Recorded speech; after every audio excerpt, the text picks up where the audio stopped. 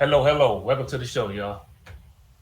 Thank you for tuning in to the Clipboard 2K around the association NBA 2K League playoff pregame show.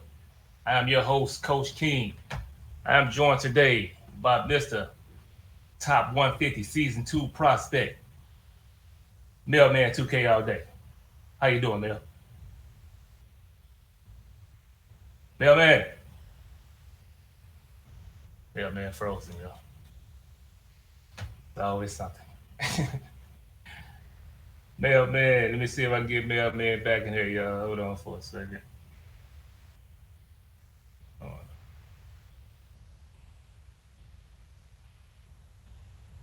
Give me a second.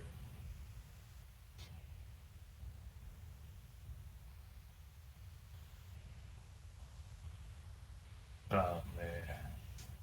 Gotta carry on with our mail. Y'all just send me a message saying that everything just went out in this house. Maybe he'll join me back soon. But let me continue on with what I was doing here. All right, yeah. As I said, let me try to get this camera right. Man, something always going wrong.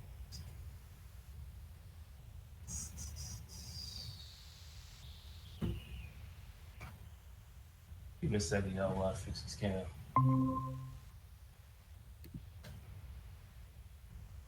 All right, let's go.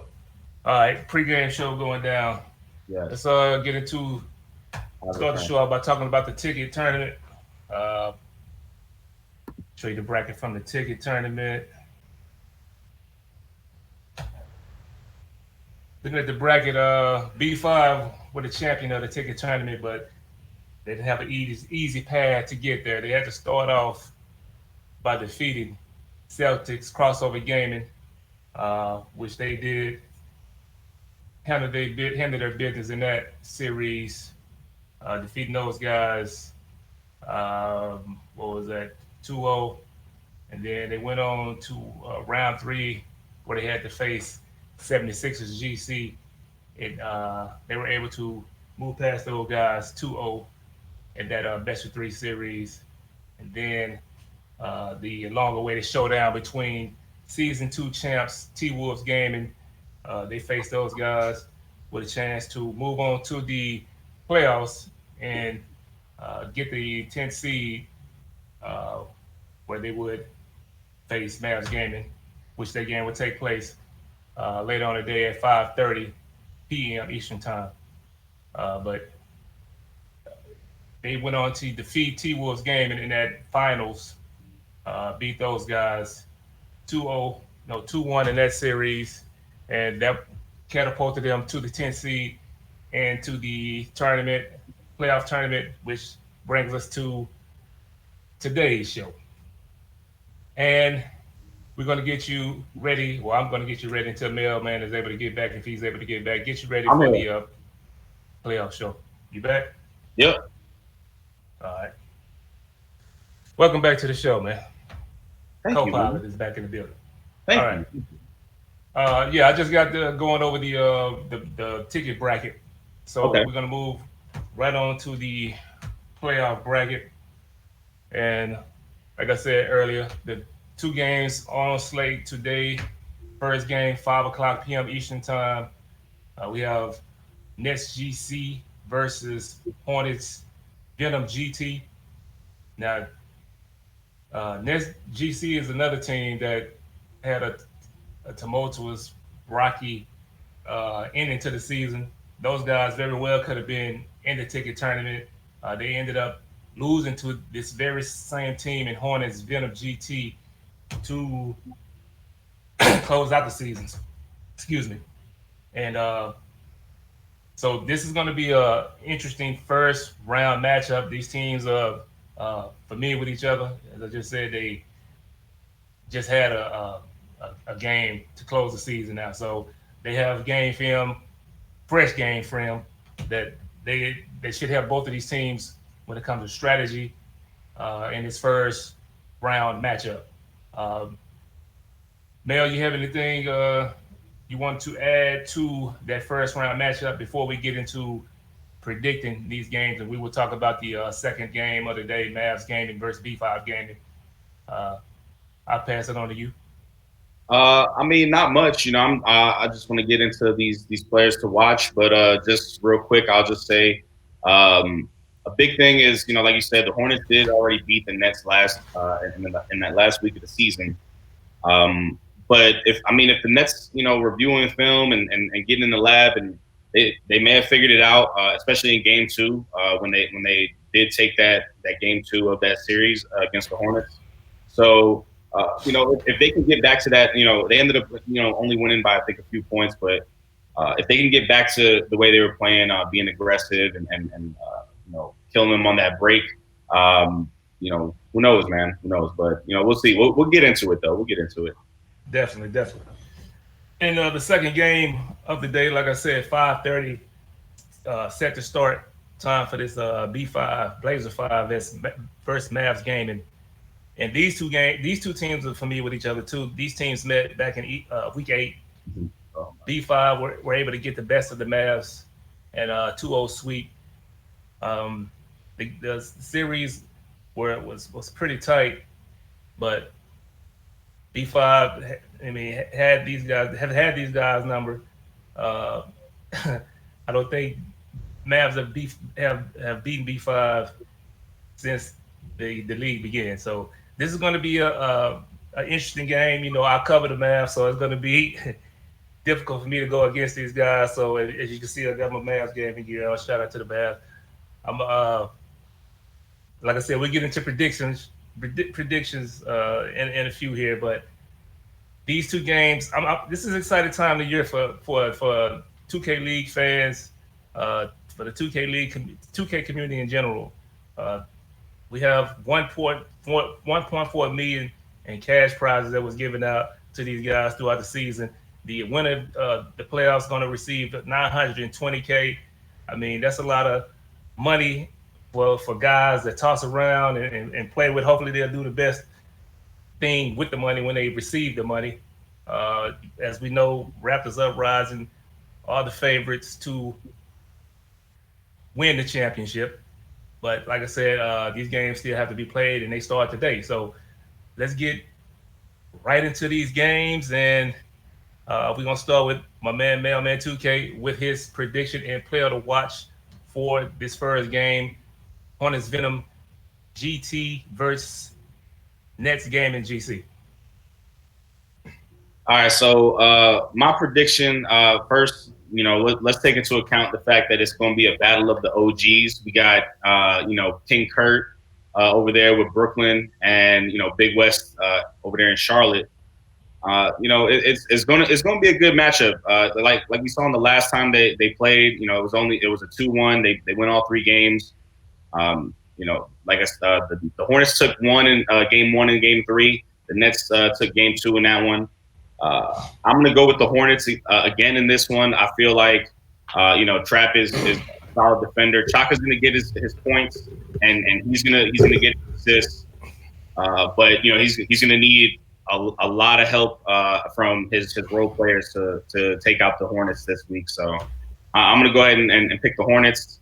And my player to watch in this one is the big fella in the middle, Type.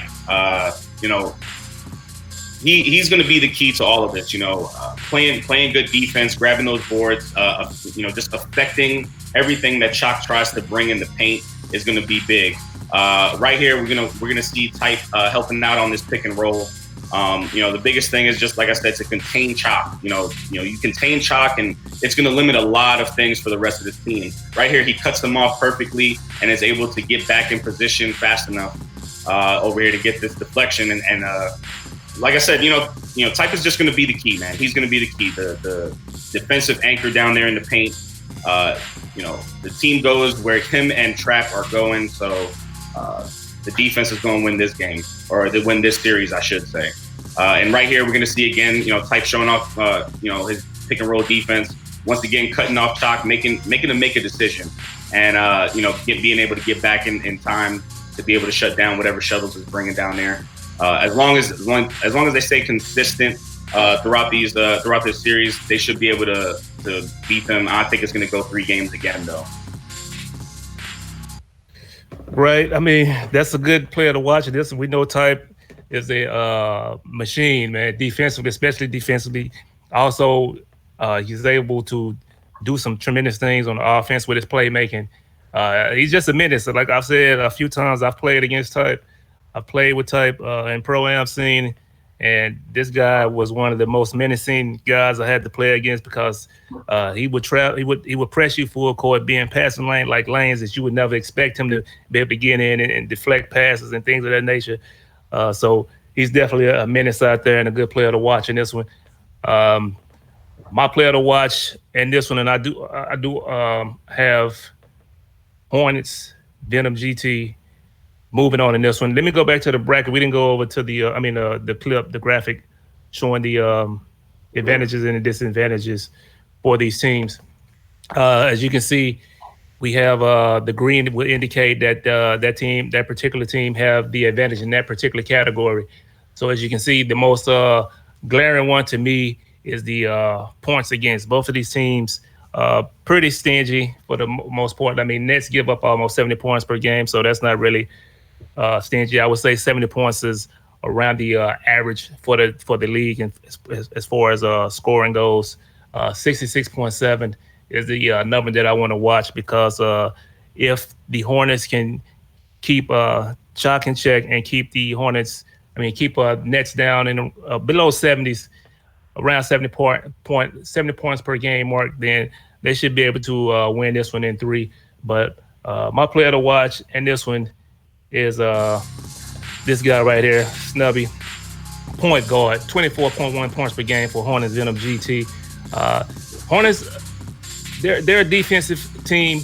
They like to get a lot of their players involved. As you can see right here, Snubby's able to get to the mid-range, get a little crab going just a little bit and pull up for that mid-range, which is a lost art in the real league and in NBA 2K league.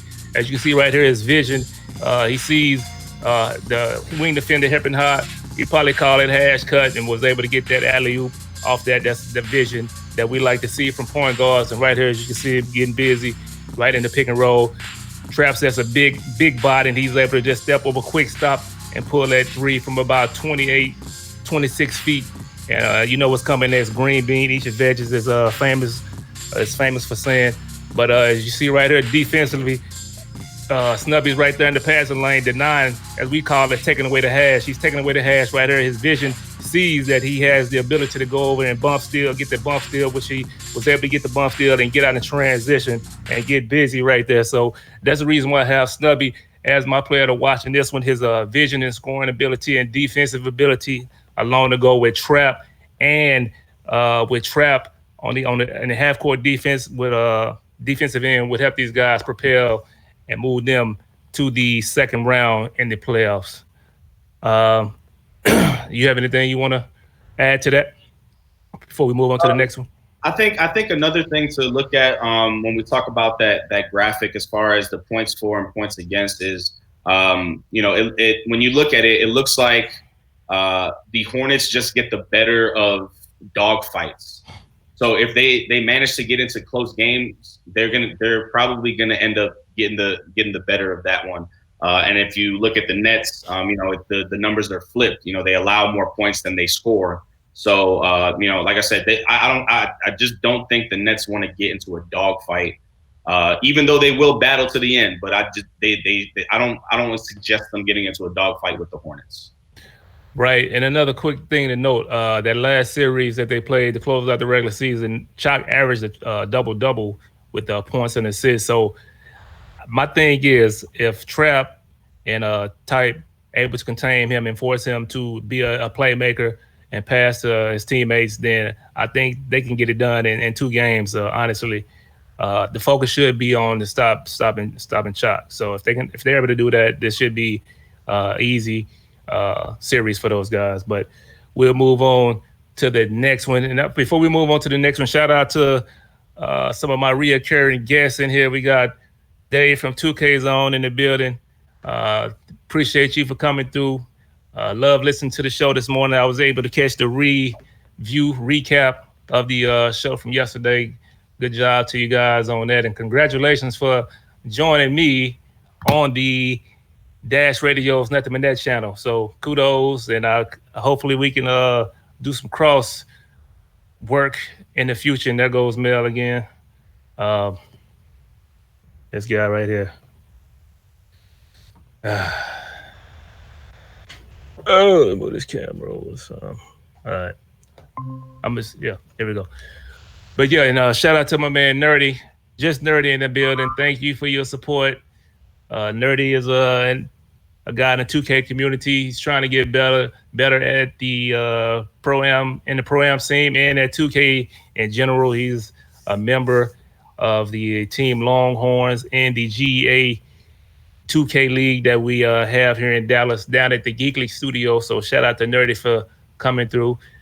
But I'm gonna see if we can get Mel back in here Yeah, I'm back. before we move on. If not, I'm gonna give him a few, and then I'm gonna move down to the talking about the MVP race. Give him some time to come back in. So let's just move on to that. And if I'm he back. doesn't, I'm back. he's back. Yeah. Hey man, What we have to up? do something about what's going on over there. Tell Yeah, the trash truck to stop driving by. Tell the power company that you're busy to stop messing with the power. Whatever's going on, Man, tell them to chill out. here, man. The heat been it's like we've been having power outage all throughout California, and then we've got the fires and stuff going on out here. So I got you. it's been a No little worries. hectic, you know. No worries. But let's move right on to the next game. 5:30 tip off.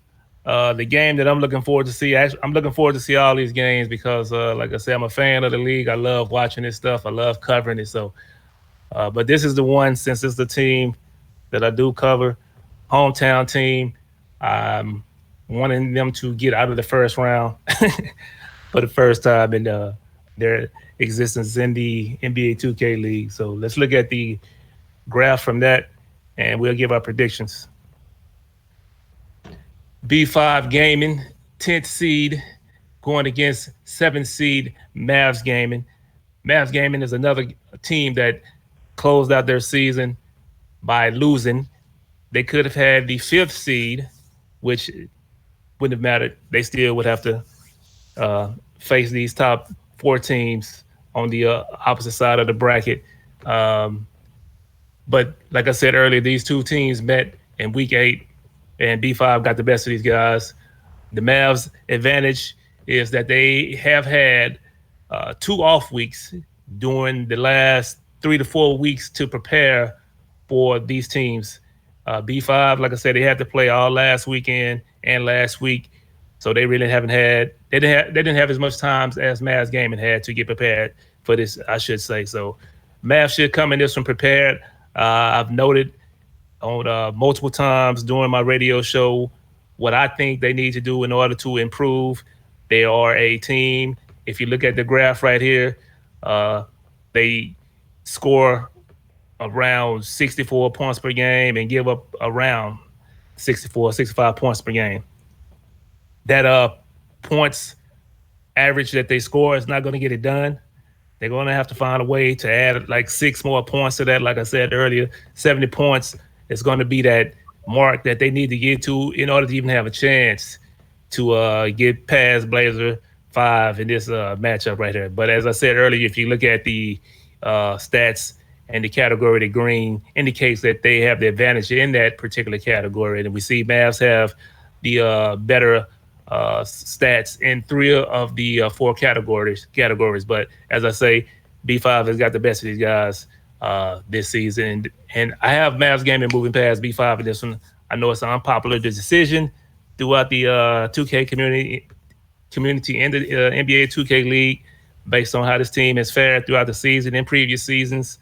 But I just think that they will have a chance in this one if they do the things that I think they're capable of doing. They may have to make some adjustments with moving some players around, placing Dons back at point guard. Who knows? We'll see what happens, but I got those guys moving forward in this one.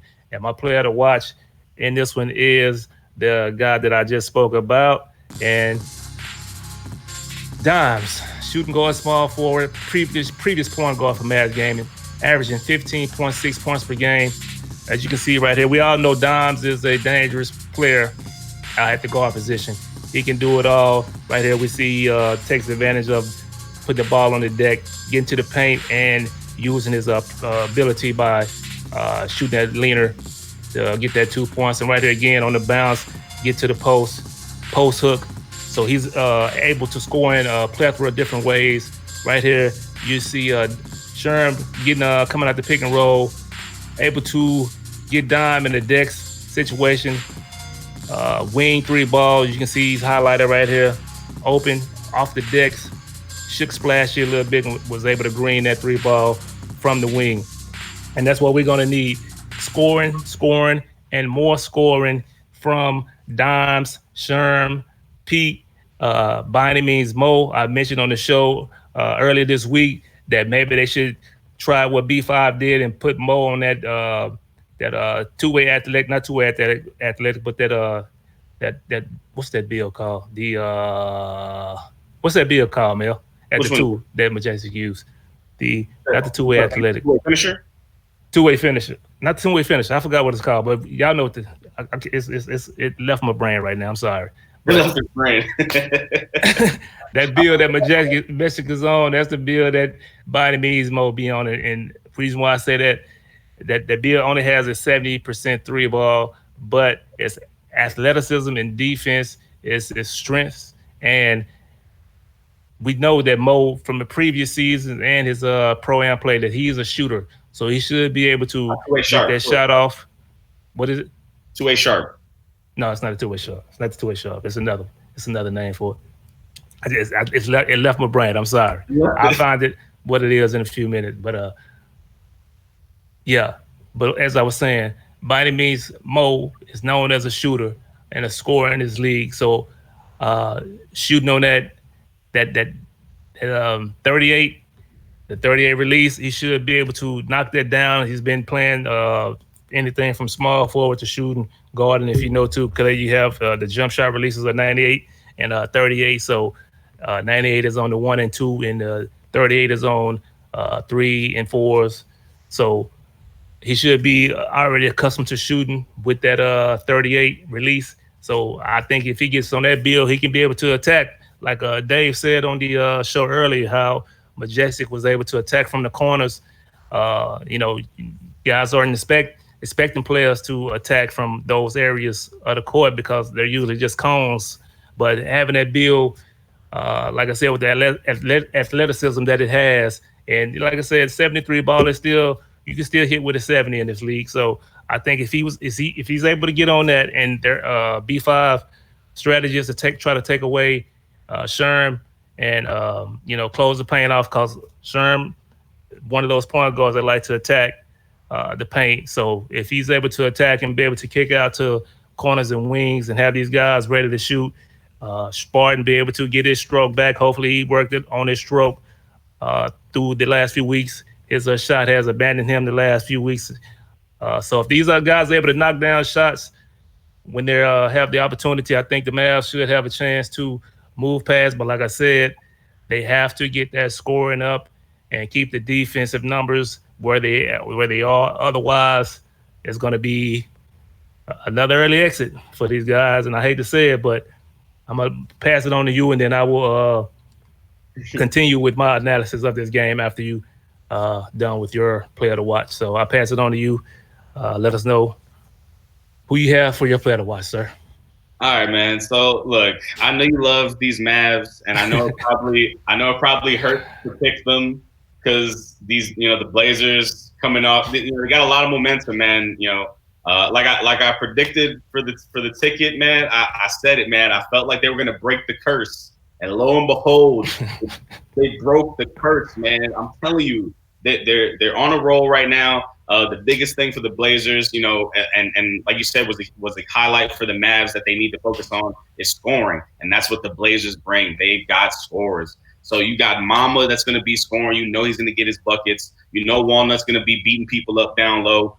And Majestic is going to get his points, on the break, off of those dimes from Mama. But my player to watch in this one is the guy, man, OOC Slim. That is my player to watch, man. Him being able to score and give them those options. Like I said, your lockdown's going to score a lot, on fast break and corner shots. That your center's going to score on that pick and roll and putbacks. Mama's going to score, obviously being the floor general and the point guard that and the scorer that he is. But having Slim being able to score the way he does, in some of these games, man, it's huge. Right here, you're gonna see him dex the bejesus out of somebody. You know what I'm saying? And he gets open for three. And Green, like I said, that those three guys are going to get their points the way that they're going to get them. But having a guy like Slim, when he's able to step up, whether it's a power forward, small forward, whatever he plays, as long as he's able to contribute the way he did, especially right here, as you see against the Sixers during the ticket. It's going to be tough to stop the Blazers, man. And like I said, they're riding the wave of momentum right now. Finally breaking that curse of, finally being able to win a tournament. They're in the playoffs now, and maybe their record has kind of gone in the opposite direction from previous years. But I feel like, all the more reason that, it's gonna have them more locked in. Like you said, they have the Mavs number. I feel like they're gonna, Mama knows it, Walnut and the rest of the guys know it, and I feel like they have that confidence going into this series with the Mavs. And I feel like if it's, if anything, this one's gonna be another one that goes all three games. But I just don't think the Mavs have enough scoring to be able to hang with the Blazers. Because if you look at their records, like you have the Mavs at 10-6 and the Blazers are 8-8. But for some reason, 10-6 and the Mavs are scoring less points than they're allowing. It kind of doesn't really add up. If you're looking at the record, so clearly when they're losing, it's bad losses to the point where not like their points allowed per game is higher than their points for. So they're going to need to figure something out with that. Obviously the Blazers give up a lot of points as well. But when you look at their record, it almost makes more sense, having, an even record, a 500 record at 8-8. So it's gonna be tough, man. But like I said, I feel like the Blazers gonna come out with this one in 3 games. Well, yeah, I mean, we know that this team had a slow start to the season. They made some adjustments. They have a new coach this year. Haven't had a coach the previous 2 years. I don't know how. I was supposed to have an interview with Andrew a few times, and we just haven't been able to link up on that. I was going to ask him what kind of role have he played with these in this team this year, with them being able to get to this point in the season. This team has turned things around, and we saw that beginning the midway through the season, and it seemed like they're have come together. The chemistry is there. Moving, like I said, move majestic to that. It's a 2-way finisher. That's the bill, by the way. Yeah, that's what I said. That 2-way. Okay, you're right. I thought you said 2-way sharp, something like that. No, the first one I said was 2-way finisher. Okay. But yeah, 2-way finisher. Yeah, so moving him to that, and Mama is in his MVP mode. He was the MVP of the ticket last week.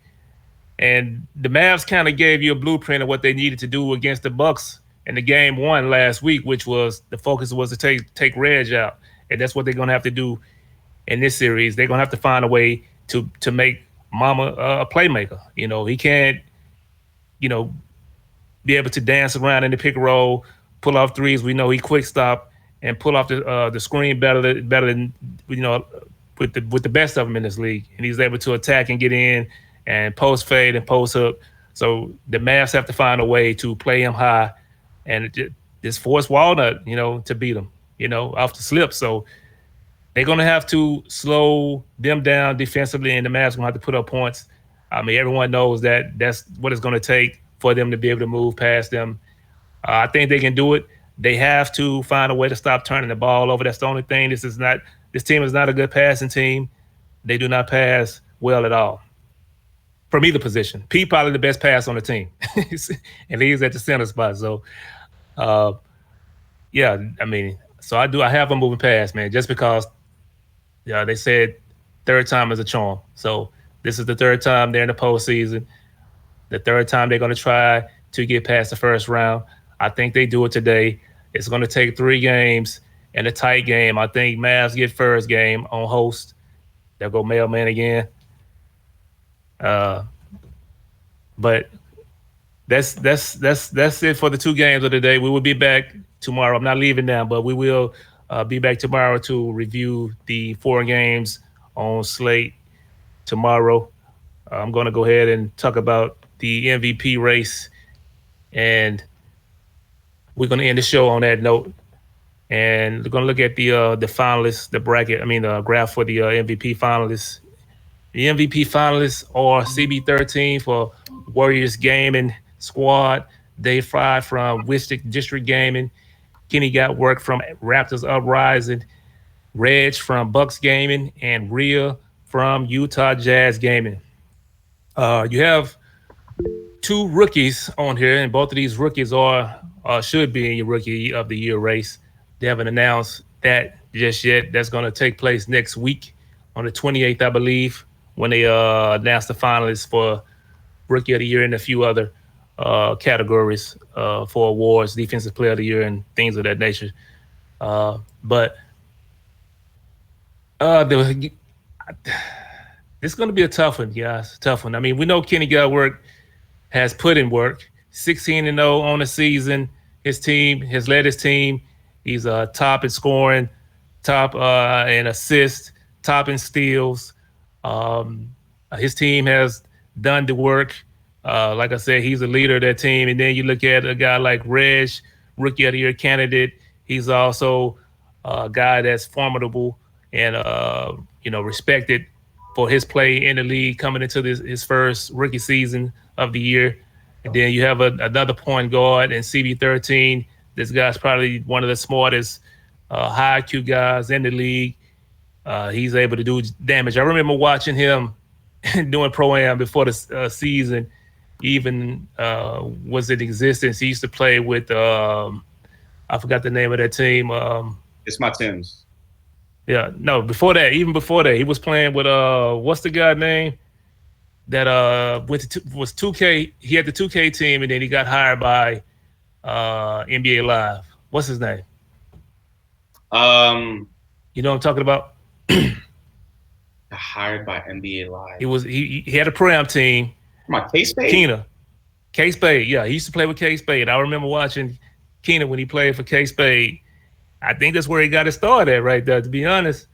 But I remember watching him back then. He was a dog back then. But, K-Spade is respected, very high IQ, good guy. So I'm sure you learned a lot from playing with K-Spade. But anyway, going back to the graph, now you're back. I just had to make sure that you were back. I don't know what's going on with you, man. You have to move to Dallas or something to get that situation straightened out so I can get closer or something. But pull this graph back up so we can discuss this MVP race finalists. Yes. But I was talking about Keena, which is CB13. And then we have Dave Fry, Dallas area guy, Dallas Fort Worth area guy. Dave Fry has always been a dog. I remember with Dave Fry back in the Geekly dojo, as we used to call it, down in the lofts of downtown Dallas in Danny Martin's house. Basically what it was just, he had enough space down below to turn it into a gaming station, pretty much as you would see, at the Geekly studio, but just in a smaller space. We had 10 PCs, 10 monitors all lined up on the walls on the opposite side of each other. Dave Fry and Reezy, User Pick, all these guys, Trap, all these guys would be down in that just, hooping. So Dave Fry started with Mavs Gaming, moved to Wizards last year. Yeah, we know how that season went. I don't know attitudes, tempers flare that broke that team up, but that didn't last long. And now he was able to pretty much pick the team that he wanted to roll with this year. Got JBM out there rolling with him. Just awkward in the draft, 2 rookies, and turn this season around and put him right here in this MVP finalist race. So Dave Fry averages a double-double, like 13 points, 13 rebounds, 14 rebounds, somewhere around there. So he definitely belongs in this top 5. And then you have Rhea, second-year player, who I mock draft as the number 1 player last year. No brainer though, so I shouldn't get any credit for that. But we know what he does. He's just like one of those in a Dave Fry mode, able to do amazing things at that center spot. It's up there with Sick. I'm surprised Sick not on this. I mean, this MVP finalist stuff is tough. Normally, like I guess you would see, I guess like the highest scores, that would be like the most common one, or like the people closest to, you know, triple doubles or incredible double doubles. You know what I'm saying? But I mean, I don't know, man. I feel like each of these guys, in their own right, has made their case. You could probably make a case for maybe if a few more. You mentioned, Sick and whatnot. You could probably make the case for a few others, but I don't know, man. You look at somebody like the first year guy and Reg coming into Milwaukee and immediately making his mark and making a difference. I feel like that was just the one thing that they were missing, and I think they knew that they were missing that for quite some time. That they were just missing their point guard, and they found him. He slipped in the draft a bit to them, and he's really taking advantage of it. But I don't know. I mean, I feel like it's hard to go against, Kenny. Like you said earlier, it's hard to pick against Kenny just because, we look at the first, undefeated season in the 2K League. Obviously, we're looking at, leader in points and, tops and, our top 5 in assists and top 2, I think, in steals, only behind his own teammate and Tommy Cook. So it's like I said, it's really hard to go against something like that, especially I mentioned with the steals, being a truly complete two-way player. If you look at the way they the Raptors run their press, a lot of times they can press with pretty much anyone if you think about it. But a lot of times they'll have Kenny just pressing off rip, and Tommy will pick up, play a passing lane. Sick is playing in another passing lane. Everyone's just, I guess it's now known as the Raptors press. Mm-hmm. But yeah, man, it's hard to stop, man. It's hard to get past, and like I said, it's going to be hard to go against Kenny. I know, a lot of people, want to see, somebody like, CB13 or Reg. Even Rhea and obviously Dave Fry's got his own little contingency of fans and whatnot. They're going to want to see those guys kind of like steal it from Kenny almost, just because, like I said, the undefeated season, the incredible play, the improvement over one season, and obviously being a 3-year guy, being a veteran, a true veteran like that. It's like I said, it's tough, man. The argument against them is tough. That's all I'll say. Right, and Kenny first in points, second in steals, and 6th in assists. MVP race. The award is a regular season award, as it should be. I think that's how the 2K League is doing this year.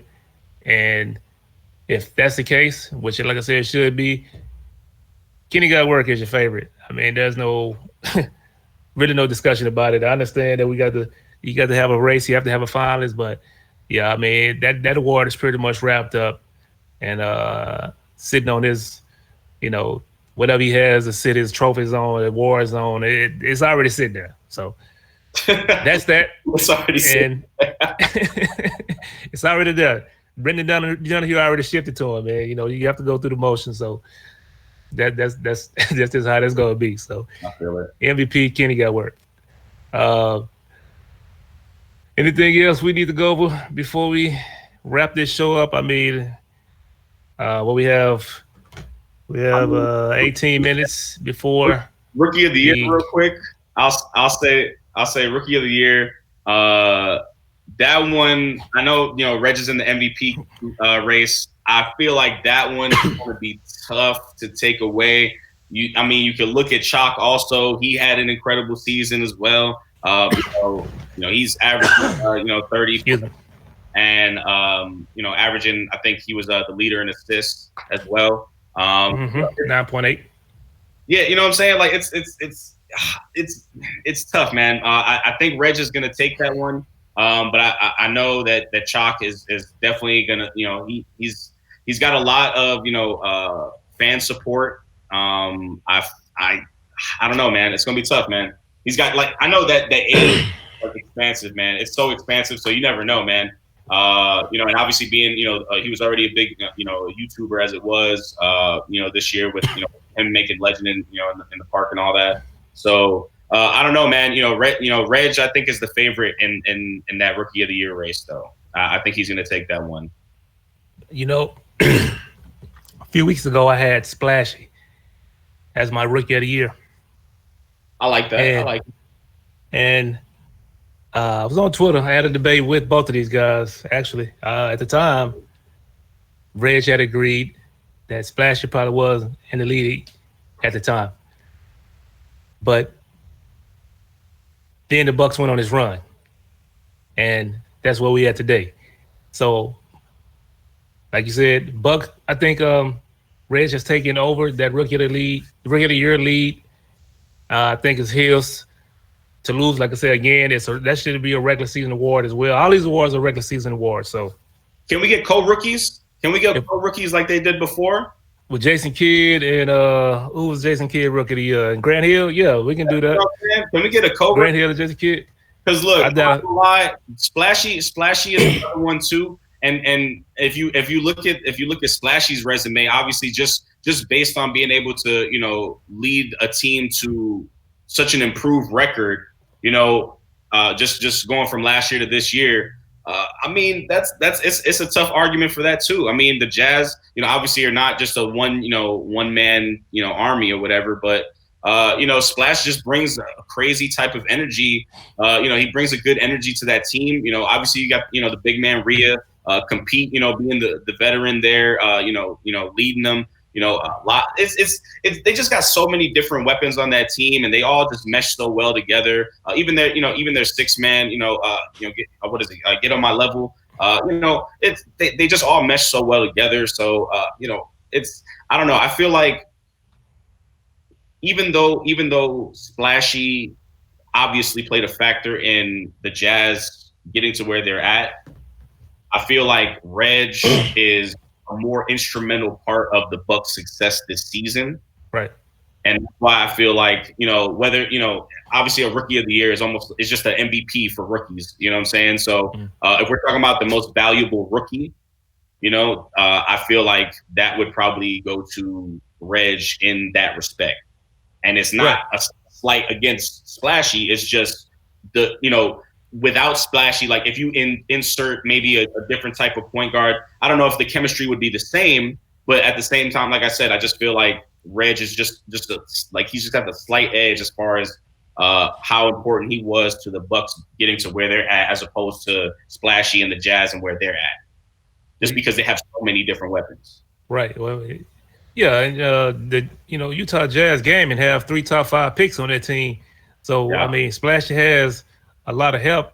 But like I said, at the time when I had him my Rookie of the Year, it was the record, and I had said that was the reason why I had him, because, like I said, the Bucks, I think at the time they were below 500 at the time when I had said that. But the Bucks have gone on this run, and Reg top 5 in scoring, and he's top 2. He's a number 2 in assists.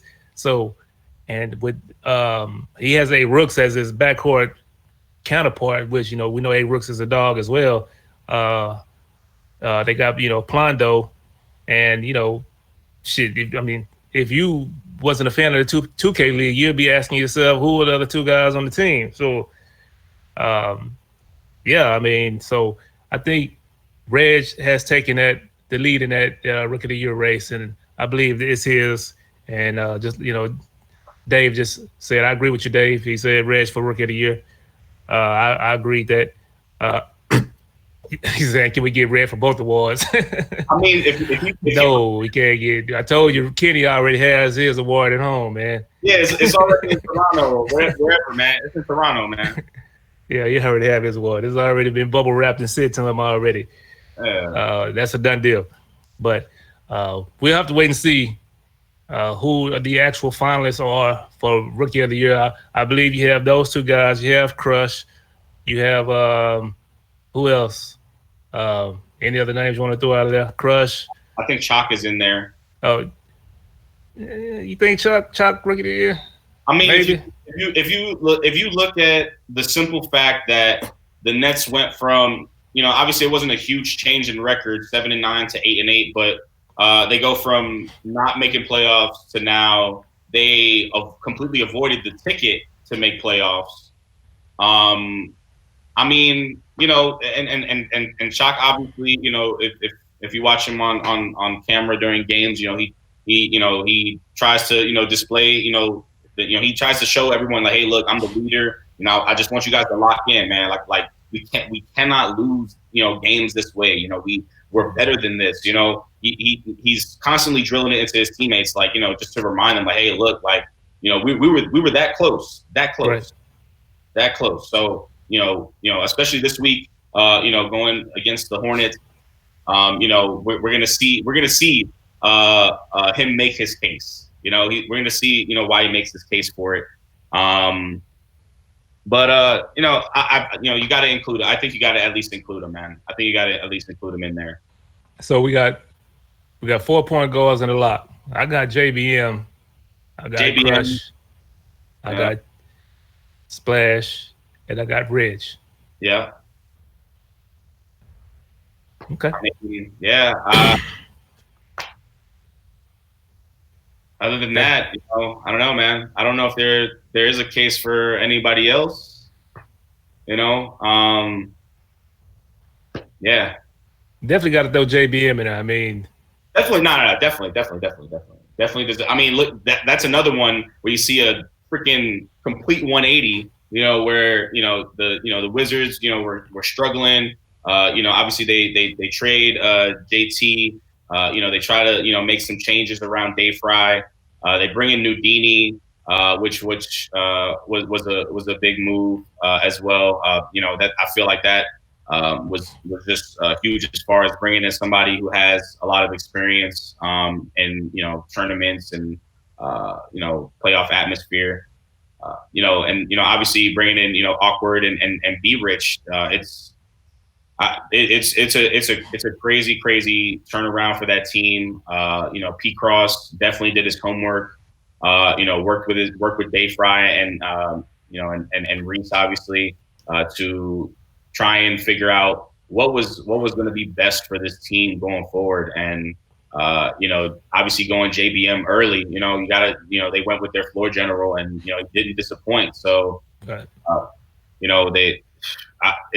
don't know, man. It's that the whole and make a case for JBM obviously being an obvious front runner if you want to talk about front runners just solely on the fact that we're talking about the importance to a team. Yes, he has a ton of other weapons on his team, but a lot of that goes it starts with him. So I don't know, man.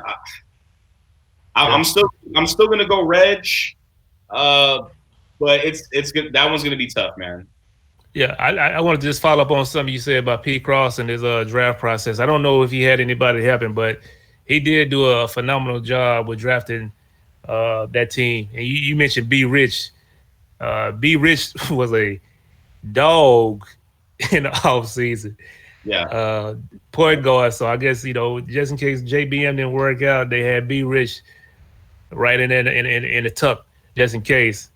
We haven't seen him play a game, so but yeah, I mean that's another thing I want to talk about in the future show. On the future show, of course, we'll get there about these players that were drafted that didn't get a chance to play.